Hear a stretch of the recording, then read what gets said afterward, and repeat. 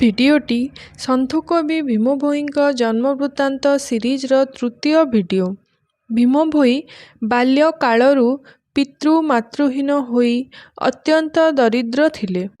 ସେ ତାଙ୍କ ବିଭିନ୍ନ କବିତାବଳୀରେ ଗାୟନ କରିଥିବା ଜଣାପଡ଼ିଛି। ବାଳୁତ କାଳରୁ ଜାଣିଅଛି ସ୍ୱାମୀ ଏ ମୋ ଦୁରୁଦଣ୍ଡ ଦୁଃଖ ହୃଦ ପଦ୍ମେ ଚିନ୍ତା କରି ଅପ୍ରମିତ ଦଣ୍ଡେ ନାହିଁ ମୋର ସୁଖ। ବାଳୁତ କାଳରୁ ମୁଁ ଅତ୍ୟନ୍ତ ଦୁଃଖ ପାଇଛି ସ୍ୱାମୀ, ମୋର ଦଣ୍ଡେ ମଧ୍ୟ ସୁଖ ନାହିଁ ବୋଲି ଏଠାରେ ଦୁଃଖର ସହିତ ଭୀମ ଭୋଇ କହୁଛନ୍ତି। ଜନ୍ମ ସମୟରୁ ପିତା ଛାଡ଼ି ଚାଲିଯାଇଥିବାର ବର୍ଣ୍ଣନା ମଧ୍ୟ ସ୍ତୁତି ଚିନ୍ତାମଣିର ଦ୍ୱାବଂଶ ବୋଲିରେ ଭୀମ ଭୋଇ କରିଛନ୍ତି। ଗର୍ଭଧାରୀ ପିତା ଛାଡ଼ି ଗଲେ ମୋତେ ଜନ୍ମରୁ ନିଶାଖା ହୋଇ, ସୁସ୍ତେ ଭୋଜନ ସୁଖ ଭୋଗ ବାଞ୍ଛିଲେ କାହିଁରୁ ପାଇବି ମୁହିଁ।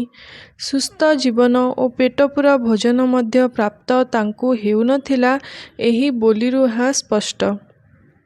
ଲୁହ ନୁହେଁ ରକ୍ତ ବହୁ ଥାଇ ମୋର ଶ୍ରୀହସ୍ତେ ଦିଅଇ ପୋଛି, କେହି ନ ଜାଣନ୍ତି ଶ୍ରୀଗୁରୁ ଜାଣନ୍ତି ଯେତେ କଷ୍ଟ ପାଉଅଛି।